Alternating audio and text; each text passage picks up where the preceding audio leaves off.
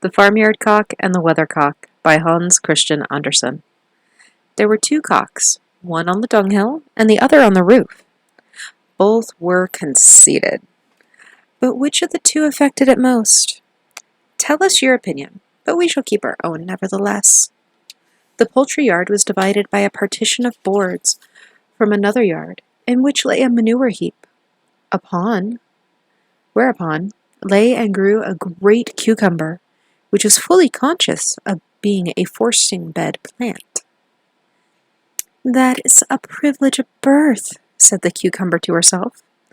"Not all can be born cucumbers. There must be other kinds too. The fowls and the ducks and all the cattle in the neighboring yard are creatures too.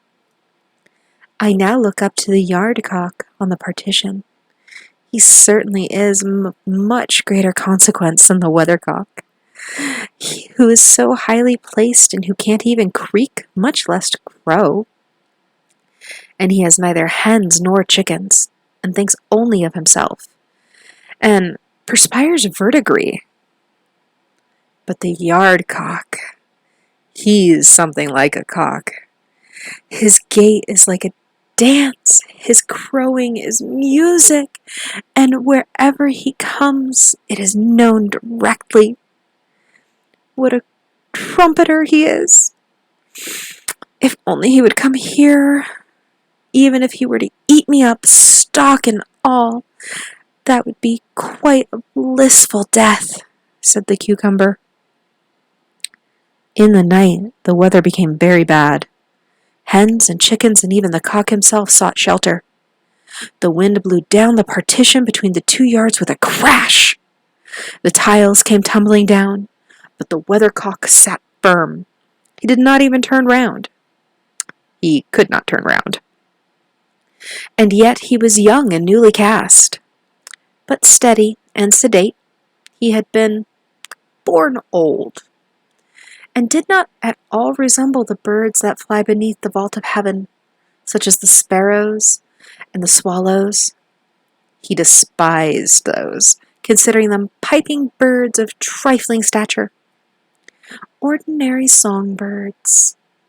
The pigeons, he allowed, were big and shining, and gleamed like mother of pearl, and looked like a kind of weathercocks themselves. But then they were fat and stupid, and their whole endeavor was to fill themselves with food. "Moreover, they are tedious things to converse with," said the weathercock.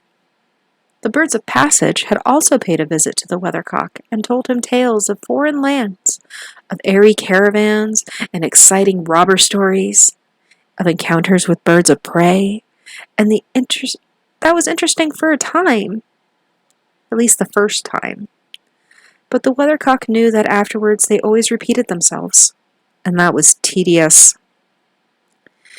"They are tedious, and all is tedious," he said. "No one is fit to associate with, and one and all of them are wearisome and stupid. The world is worth nothing," he cried. "The whole thing is a stupidity." And the weather was what is called used up, and that quality would certainly have made him interesting in the eyes of the cucumber if she had known it. But she had eyes only for the yard cock, who had now actually come into her own yard. The wind had blown down the plank, but the storm had passed over. "What do you think of that crowing?" the yard cock inquired of the hens and chickens. "It was a little rough. The elegance was wanting." And the hens and chickens stepped upon the muck heap, and the cock strutted to and fro on it like a knight. "Garden plant!" he cried out to the cucumber, and in this one word she understood his deep feeling, and forgot that he was pecking at her and eating her up. Oh, a happy death! And the hens came, and the chickens came, and when one of them runs, the rest run also. And they clucked and chirped and looked at the cock and were proud that he was one of their kind. "Cock-a-doodle-doo!" he crowed. The chickens will grow up large fowls if I make a noise in the poultry yard of the world. And the hens and chickens clucked and chirruped, and the cock told them a great piece of news. A cock can lay an egg. And do you know what is there in that egg? In that egg is a basilisk. No one can stand the sight of a basilisk. Men know that, and now you know that too. You know what is in me, and what a cock of the world I am. And with this, the yard cock flapped his wings and made his comb swell up, and crowed again. And all of them shuddered, all the hens and the chickens, but they were proud that one of their people should be such a cock of the world. They clucked and chirruped, so that the weathercock heard it, and he heard it, but he never stirred.